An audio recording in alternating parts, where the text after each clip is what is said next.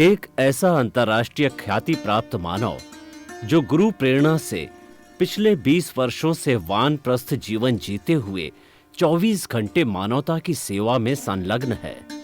एक ऐसा मानव जो अभी राष्ट्रीय, अंतर्राष्ट्रीय टीवी चैनलों पर 7,500 एपिसोड के माध्यम से सनातन सत्य, आत्मविज्ञान एवं पुनरुत्थान व्यवहार एवं निश्चय जगत के जीवनोपयोगी विषयों पर हृदय स्पर्शी प्रवचन कर चुका है। उस मानव का नाम है महात्मा उपासक प्रोफेसर डॉक्टर सोहन राज तातेड़।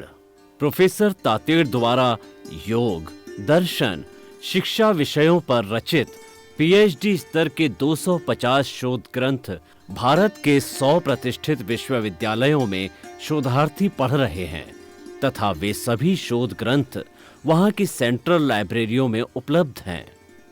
महात्मा सोहन राज ने अभी तक हजारों स्कूलों, कॉलेजों, विश्वविद्यालयों एवं संस्थाओं में सेमिनार, वर्कशॉप, कैंप लगाकर लाखों विद्यार्थियों को योग, दर्शन, शिक्षा का प्रशिक्षण देकर उन्हें सुसंस्कारित किया। डॉक्टर तातेड़ ने भारतीय संस्कृति उत्थान के 4000 से अधिक समसामयिक विषयों पर आर्टिकल लिखकर ऑनलाइन जर्नल, पत्रिकाओं, वेबसाइट्स पर प्रकाशित किया, जिसका उपयोग लाखों पाठक कर रहे हैं। उपासक तातेड़ के 5000 से अधिक आज का सुविचार, आज का शुभ संदेश, आज का मंगल भावना योग आदि चिंतन websites, Twitter, blogger, Facebook, YouTube माध्यमों से लाखों लोग अपना जीवन निर्माण कर रहे हैं।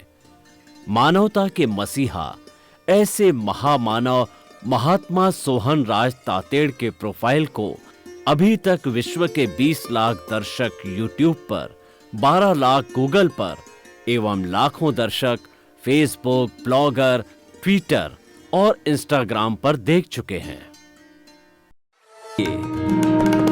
सुनिए, देखिए, समझिए सनातन सत्य। जैसी दृष्टि वैसी सृष्टि, दृष्टि विज्ञान, कुदरत, कुदरती रचना एवं कुदरत के कानून से शाश्वत सुख की प्राप्ति। जोधपुर के परम पूज्य महात्मा उपासक प्रोफेसर डॉक्टर सोहन राज तातेड़ के निर्देशन में सनातन सत्य, जैसी दृष्टि वैसी सृष्टि, दृष्टि विज्ञान।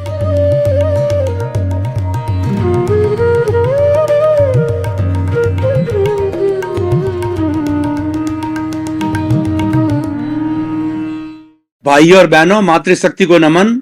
स्टूडियो में आपका हार्दिक स्वागत है, अभिनंदन है, सत्कार है। आत्मविज्ञान, साइंस ऑफ द सोल कार्यक्रम के अंतर्गत हम आपको सही दृष्टि, सही सोच, राइट विजन, राइट थिंकिंग के तहत आपकी जो गलत विचारधारा है, आपकी जो रॉन्ग बिलीफ है, आपका जो अज्ञान है, उसको दूर करके हम उसकी जगह पर ज्ञान, सकारात्मक सोच, राइट बिलीफ पैदा करते हैं। यही हमारा मुख्य उद्देश्य है और इसके पीछे हमारा कारण यह है कि व्यक्ति एक अच्छा इंसान बने और इंसानियत के गुण उसमें आने चाहिए। उस हिसाब से हम प्रतिदिन नए नए एपिसोड्स आत्मविज्ञान कार्यक्रम के अंतर्गत आपको प्रस्तुत करते हैं। तो आज हमारा बहुत ही सुंदर विषय लेकर के हम आपके सामने प्रस्तुत हो रहे हैं। आज का हमारा विषय है आदि, व्याधि, रूपादि। भाइयों और बहनों, 3 शब्द है। ये 3 शब्द बहुत ही पावरफुल है, बहुत ही उपयोगी है और जानने के लिए योग्य है। अगर हम तीनों को जान जाएंगे तो हमारे जीवन में संतुलन आ जाएगा। हमारा जो कार्य करने की पद्धति है वह पद्धति संतुलित हो जाएगी। तो सबसे पहले हम एक एक को जो है परिभाषित करते हैं। आदि, आदि का मतलब होता है कि मानसिक अशांति, मानसिक कारण और मानसिक टेंशन, मानसिक स्ट्रेस और स्ट्रेन, ये आदि कहलाते हैं। ये मनुष्य का जो मस्तिष्क है वह प्रतिदिन हर क्षण कुछ न कुछ काम करता रहता है, और मस्तिष्क के अंदर काम करने की कला न हो तो मस्तिष्क टेंशन को प्राप्त करता है, संतुलित नहीं रहता है, और संतुलित नहीं रहने से वह डिप्रेशन में चला जाता है, और वह व्यक्ति जो है नकारात्मक सोच में चला जाता है। इसीलिए आदि है वो सारी हमारे मानसिक जो है कार्यकलाप से जुड़ी हुई है, और इससे मानसिक तनाव होता है, और आदि को हम त्याग देते हैं तो हमारा मानसिक संतुलन होता है। और दूसरी है व्याधि। व्याधि हमारे शरीर से जुड़ी हुई है कि हमारे शरीर में कई तरह की बीमारियां होती रहती है। शरीर के लिए कहा गया है शरीर व्याधि मंदिरम। शरीर है वो व्याधि का मंदिर है। व्याधि मतलब बीमारी, शारीरिक बीमारी को व्याधि कहते हैं, और इसके अंदर हर क्षण कुछ न कुछ अपने अशाता वेदनीय कर्मों के अनुरूप जो है बीमारी आती रहती है। लेकिन व्यक्ति अगर जीने की कला जानता है, उसने व्याधि पर विजय प्राप्त कर ली है, व्याधि के साथ समझौता कर दिया है, तो वह व्यक्ति असंतुलित नहीं होगा, वो परेशान नहीं होगा, और वह दुख में से सुख निकाल देगा। हम आपको आदि व्याधि उपाधि तीनों का जो है परिभाषित करने के बाद के अंदर इन तीनों को हम कैसे संतुलित करें वो सूत्र देंगे, वो उपाय बताएंगे, वो टेक्निक बताएंगे, ताकि आप आदि व्याधि उपाधि को विजित करके और अपने जीवन को समतामय, आनंदमय, संतुलित और सुखमय बना सकते हैं। तीसरी उपाधि, ये उपाधि भावनात्मक होती है, ये इमोशनल होती है, इमोशनल क्वेश्चन से जुड़ा हुआ होता है। हमारे मुख्य 4 इमोशंस है, क्रोध, अहंकार, माया और लोभ। ये सारी उपाधि कहलाते हैं। और व्यक्ति में जितनी भी तृष्णा है, नकारात्मक भाव है, नकारात्मक सोच है, वो सारी उपाधि कहलाती है। उपाधि देखिए, किसी व्यक्ति को पदवी मिलती है, किसी व्यक्ति को डिग्री मिलती है, वो उपाधि कहलाती है। वह उससे जो है वह भी एक तरह की उपाधि है, क्योंकि वो व्यक्ति में कई बार अहंकार, अगर व्यक्ति संतुलित नहीं है, तीनों का विजेता नहीं है, आदि व्याधि उपाधि का, और वह पंडित नहीं है, वो प्रज्ञा चक्षु नहीं है और केवल ज्ञानी है, तो उपाधि को प्राप्त करके, अपने अलंकरण, अपने सम्मान को प्राप्त करके वह अहंकार को भी प्राप्त हो सकता है।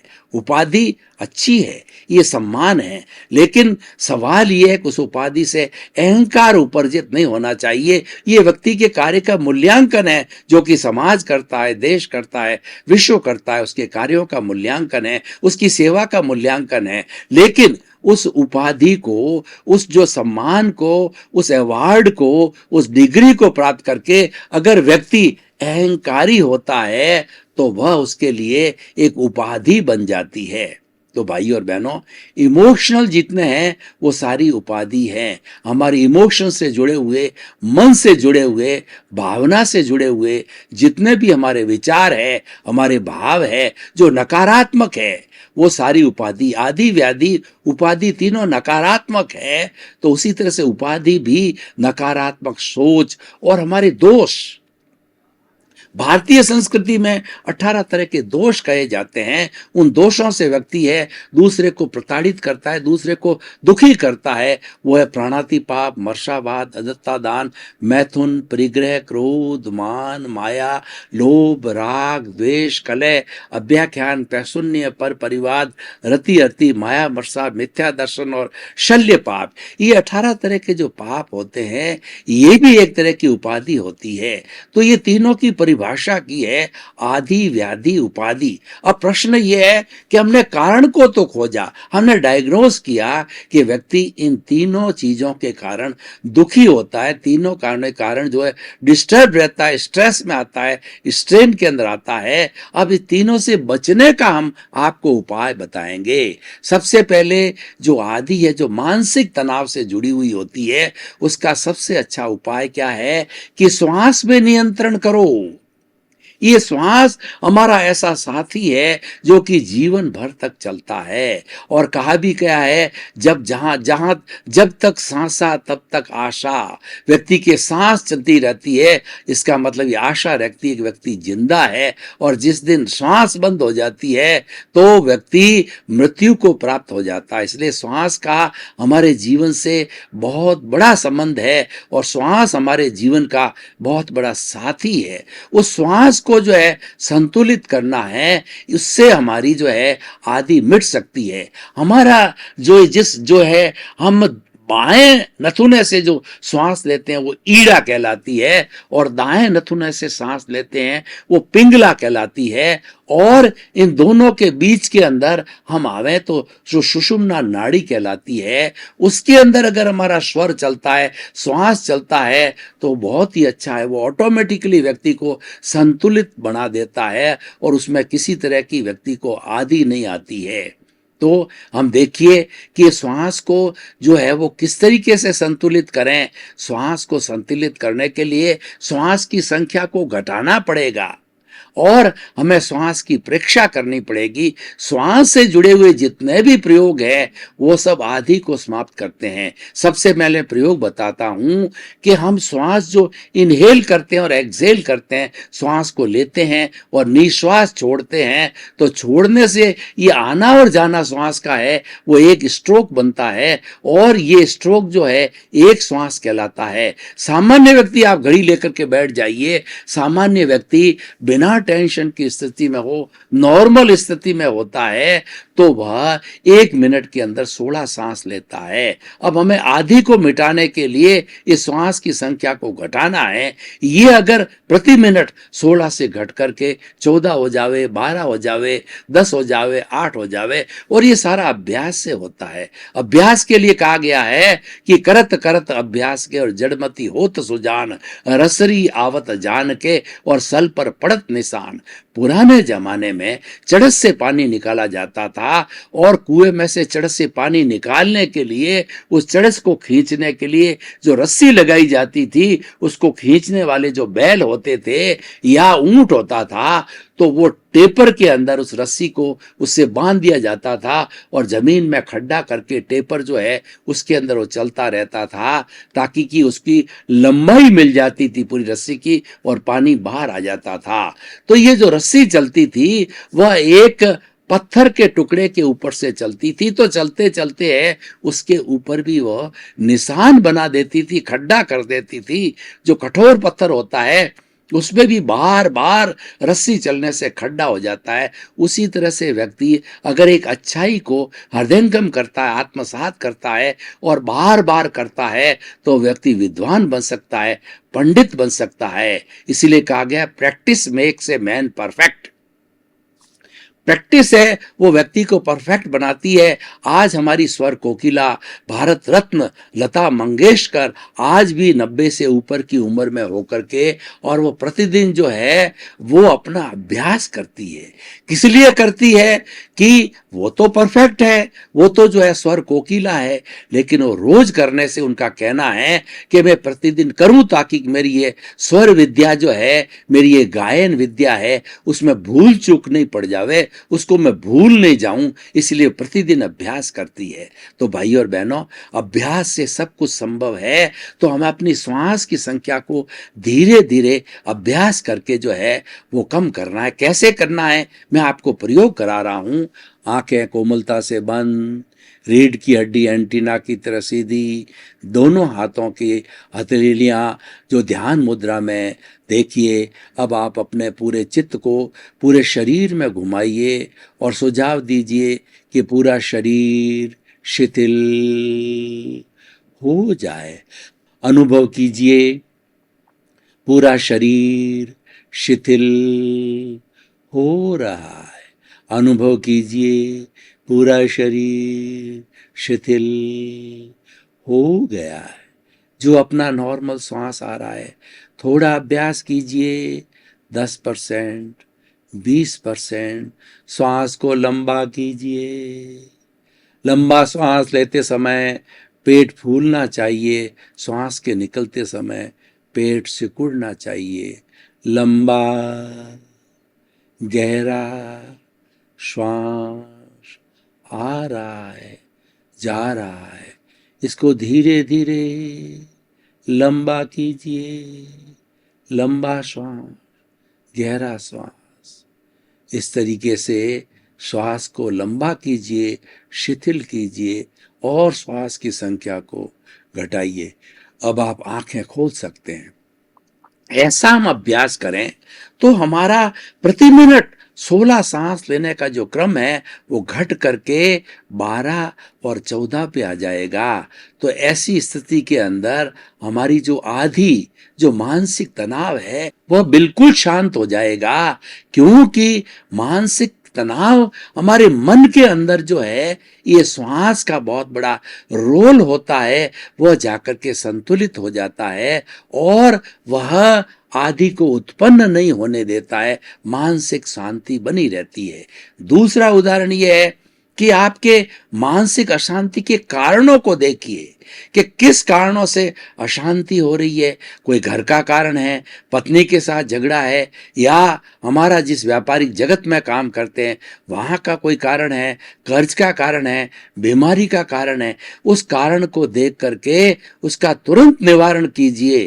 कारण लंबे चौड़े नहीं होते हैं, कारण 1 2 4 कारण होते हैं। अगर उनका हम निवारण करते हैं तो हमारी अधिक मानसिक जो है अशांति दूर हो जाती है, मानसिक टेंशन समाप्त हो जाता है और हम प्रसन्न रहते हैं। जो व्यक्ति मानसिक रूप से शांत होता है वह संत कहलाता है। इसलिए संत के लिए कहा गया है कि संत वह होता है जो शांत रहता है। सदा दिवाली संत के और 12 महीने बसंत के, आदि को जीतने वाले संत पुरुष होते हैं। तो इस तरीके से आदि को जीतने का, आदि को नियंत्रण करने का हमने आपको जो है ये बताया। श्वास परीक्षा भी की जा सकती है कि आते जाते श्वास को देखिए। अनुलोम विलोम भी किया जा सकता है कि ईड़ा से सांस को लीजिए, पिंगला से निकालिए, और पिंगला से सांस को लीजिए और ईड़ा से निकालिए। इसको जो है वो हम जो है वो कहते हैं अनुलोम विलोम।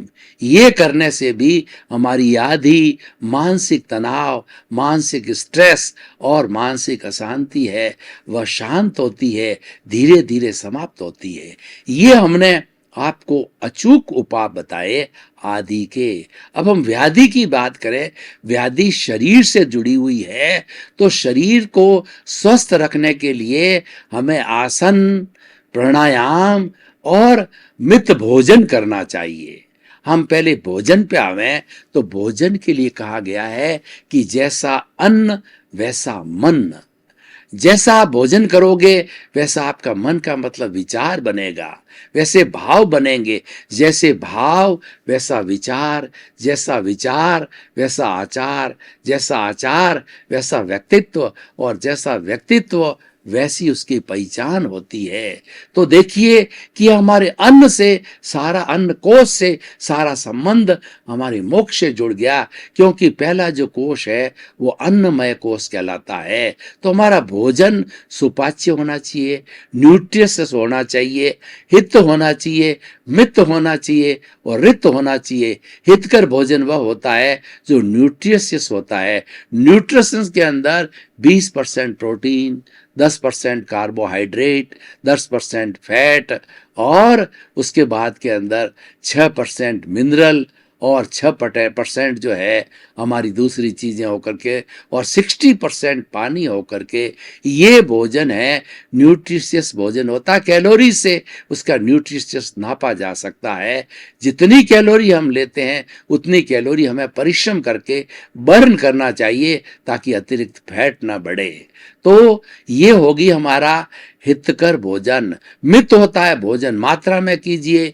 भोजन को है हमारे आमाशय में जाता है, आमाशय के 4 भाग कीजिए। 2 भाग जो है ठोस भोजन के लिए रखिए, 1 भाग पानी के लिए रखिए और 1 भाग जो है गैस के लिए रखिए। अगर हम ज्यादा ठूस के खाते हैं तो गैस के लिए जगह नहीं होती, आदमी के आफरा चढ़ जाता है, नकारात्मक सोच हो जाती है, कब्जी हो जाती है और व्यक्ति छटपटाता है, क्योंकि गैस को निकलने की जगह नहीं होती है। हार्ट के अंदर, छाती के अंदर पेन भी होता है। तो भाई और बहनों, ये जो हो गया हमारा व्याधि का, और व्याधि को ठीक करने के लिए दवा, डायग्नोसिस वो तो अपना काम करती है, लेकिन उसके साथ साथ में शरीर को स्वस्थ रखने के लिए हमें आसन करना चाहिए। आसन जो है बहुत तरीके के होते हैं, ताड़ासन, मयूरासन, भुजासन, सुखासन, पद्मासन, इस तरीके से बहुत तरह के आसन होते हैं। और ये आसन जो है सब पशु पक्षियों के बैठने के हिसाब से ये आसन बनाए जाते हैं। जिस आसन में वो प्राकृतिक रूप से बैठते हैं, वैसे ही जो है इंसान प्राकृतिक रूप से उस आसन को करे। तो आसन को करने से क्या होता है कि जितने हमारी हड्डियों के साथ जुड़े हुए मसल्स होता है, बॉडी में काम करने वाले मसल्स होते हैं, इन मसल्स में जो है स्टिफनेस, जो कठोरता नहीं आनी चाहिए। अगर मसल्स में कठोरता आती है तो शरीर अकड़ जाता है, शरीर मुड़ता नहीं है। और जब शरीर नहीं मुड़ता है तो उसका संबंध हमारी नकारात्मक सोच से हो जाता है। आदि, व्याधि, उपाधि तीनों एक दूसरे से पूरक है, तीनों एक दूसरे से जुड़े हुए हैं, तीनों एक दूसरे से कंप्लीमेंट्री है। अगर एक चीज आती है तो वो तीनों को पैदा करती है। एक में सुधार किया जाता है तो तीनों में सुधार होता है, क्योंकि हमारा जो मन और ये जो चित्त और जो है माइंड, बॉडी और सोल है ना, तीनों जुड़े हुए हैं। इन तीनों को जोड़ना या तीनों के जोड़ को हम योग कहते हैं। इसीलिए कहा गया है कि योग के द्वारा हम आदि, व्याधि, उपाधि को तीनों को मिटा सकते हैं। कि योग का अर्थ यही है कि तीनों को जोड़ना होता है। तो इस तरह से हमारे शारीरिक स्वास्थ्य के लिए परिश्रम करना चाहिए और हमारी जितनी कैलोरीज हम ग्रहण करते हैं वो बर्न करने के लिए हमें शारीरिक काम करना चाहिए, भागना चाहिए, दौड़ना चाहिए, मॉर्निंग वॉक करनी चाहिए और सारा कार्य अपने हाथों से करना चाहिए, ताकि कि हमारे परिश्रम से करने से जो है हमारे शरीर की गैस निकल जावे और उसके साथ साथ में शरीर के अंदर टॉक्सिन्स पैदा ना हो, शरीर में वात, पित्त, कफ ना पैदा ना हो। शरीर के अंदर सत्व अवस्था से तीन तरह की होती है, तमोगुण, सतोगुण, रजोगुण। तो हम जो है सतोगुण की अवस्था में रहें, इसीलिए जो है हमारा ये व्याधि को नियंत्रण करने का ये। अब तीसरी आती उपाधि, भावनात्मक विकास। भावनात्मक हमारी क्रोध, अहंकार, माया, लोभ, इन चारों को दो शब्दों में बांटे तो दो शब्द होते राग, द्वेष, और एक शब्द के अंदर बांटे तो वो कषाय कहलाता है। कषाय का मतलब रंगा हुआ। यही जो हमारे क्रोध, मान, माया, लोभ जो है या राग, द्वेष है, यही दुख का कारण है और ये जड़ है। और ये जड़ है, जड़ की उत्पत्ति करते हैं हम। जो राग द्वेष करते हैं तो नए राग द्वेष के परमाणुओं को खींचते हैं और हमारा राग द्वेष रूपी जो कार्बन शरीर है ये भारी होता है। तो भावनात्मक विकास का अर्थ होता है कि कार्बन शरीर को हल्का करना। कार्बन शरीर को हल्का करने को जो है स्पिरिचुअल भाषा में कहा जाता है कि जो कार्बन शरीर से जो हमारे ये चतुष्पर्शी जड़ कर्म अलग होते हैं, जो है हमारे द्रव्य कर्म अलग होते हैं, तो द्रव्य कर्म को अलग होने को हम निर्जरा कहते हैं। तो ये की जानी चाहिए। ये हमारा भावनात्मक विकास है। अगर हम राग द्वेष को जीतने का कोई प्रतिरोधात्मक शक्ति की बात करें, वह है समता का भाव। हमें समता का भाव पैदा करना चाहिए। जब हमें कभी क्रोध आ जावे, अहंकार आ जावे, माया आ जावे, लोभ आ जावे, तो हम श्वास को नियंत्रण करें और प्रतिक्रिया विरति करें। हमें क्रोध आ गया, उसी समय हम चुप रहें या दूसरी जगह चले जाएं, क्योंकि एक बार क्रोध आने के बाद में व्यक्ति को भान नहीं रहता है कि वो क्या बोल रहा है। और क्रोध किया जाता है तो सामने वाला भी क्रोध की अवस्था में आ जाता है। हम प्रेम की बात करते हैं तो सामने वाले के अंदर प्रेम की भावना संक्रांत होती है और जैसे जैसे हम रिएक्शन करते हैं वैसा रिएक्शन सामने वाले से भी बराबर होता है। तो हमें अपने इमोशंस को नियंत्रण में रखना चाहिए। इमोशंस को नियंत्रण रखने से हमारा ये कार्बन शरीर हल्का होता जाता है। और इसकी प्रतिरोधात्मक शक्ति को बात कहें एक शब्द में, इधर अगर कषाय है तो उसकी प्रतिरोधात्मक शक्ति है समता।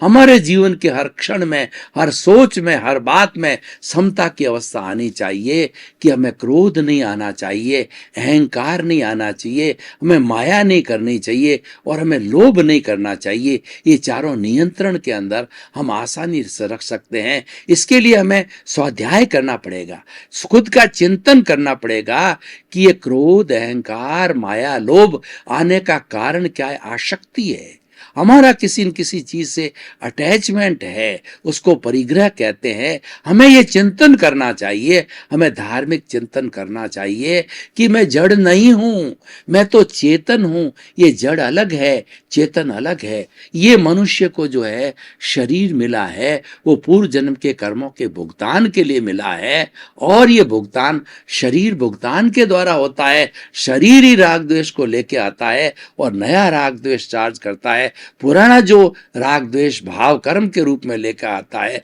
वो द्रव्य कर्म के रूप में बदलता है, वो डिस्चार्ज होता रहता है और नया चार्ज करता रहता है, जो कि ये भाव कर्म जो चार्ज करता है आने वाले समय के अंदर, नेक्स्ट लाइफ के अंदर, नेक्स्ट बर्थ के अंदर वो द्रव्य कर्म करते हैं और फिर भुगतता रहता है। इसका अर्थ क्या हुआ कि पूर्व में जैसे हमने भाव किए थे वो भाव कर्म आज द्रव्य कर्म के रूप के अंदर बदल के आए हैं और हम जीवन भर जो है वैसा जो है वह हम सुख और दुख की स्थिति को भोगते रहते। ये तो जड़ है। आपका बहुत बहुत धन्यवाद। आप हमारा आत्मविज्ञान कार्यक्रम बराबर देख रहे हो। आप आत्मविज्ञान कार्यक्रम की आत्मा हो, आपको भी अच्छा लग रहा है क्योंकि आपको बहुत ही गहरे ज्ञान की बातें बताई जाती है, आपको सनातन सत्य के बारे में बताया जाता है, कुदरत का कानून बताया जाता है, आपको शाश्वत सुख और सनातन सत्य की बात कही जाती है जो कि हमारी मूल प्रकृति है, जो कि हमारा मूल स्वभाव में, उसमें ही रमण करने से हमारी मुक्ति संभव है।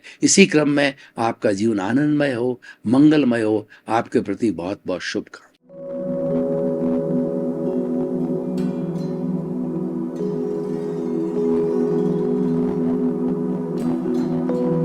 एक ऐसा अंतर्राष्ट्रीय ख्याति प्राप्त मानव जो गुरु प्रेरणा से पिछले 20 वर्षों से वानप्रस्थ जीवन जीते हुए 24 घंटे मानवता की सेवा में संलग्न है।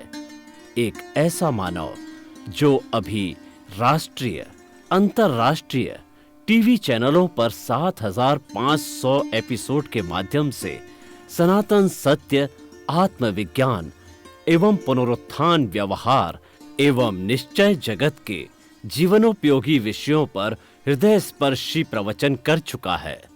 उस मानव का नाम है महात्मा उपासक प्रोफेसर डॉक्टर सोहन राज तातेड़। प्रोफेसर तातेड़ द्वारा योग, दर्शन, शिक्षा विषयों पर रचित पीएचडी स्तर के 250 शोध ग्रंथ भारत के 100 प्रतिष्ठित विश्वविद्यालयों में शोधार्थी पढ़ रहे हैं तथा वे सभी शोध ग्रंथ वहां की सेंट्रल लाइब्रेरियों में उपलब्ध हैं। महात्मा सोहन राज ने अभी तक हजारों स्कूलों, कॉलेजों, विश्वविद्यालयों एवं संस्थाओं में सेमिनार, वर्कशॉप, कैंप लगाकर लाखों विद्यार्थियों को योग, दर्शन, शिक्षा का प्रशिक्षण देकर उन्हें सुसंस्कारित किया। डॉक्टर तातेड़ ने भारतीय संस्कृति उत्थान के 4000 से अधिक समसामयिक विषयों पर आर्टिकल लिखकर ऑनलाइन जर्नल, पत्रिकाओं, वेबसाइट्स पर प्रकाशित किया, जिसका उपयोग लाखों पाठक कर रहे हैं। उपासक तातेड़ के 5000 से अधिक आज का सुविचार, आज का शुभ संदेश, आज का मंगल भावना योग आदि चिंतन websites, Twitter, blogger, Facebook, YouTube माध्यमों से लाखों लोग अपना जीवन निर्माण कर रहे हैं। मानवता के मसीहा ऐसे महामानव महात्मा सोहन राज तातेड़ के प्रोफाइल को अभी तक विश्व के 20 लाख दर्शक यूट्यूब पर, 12 लाख गूगल पर एवं लाखों दर्शक फेसबुक, ब्लॉगर, ट्विटर और इंस्टाग्राम पर देख चुके हैं।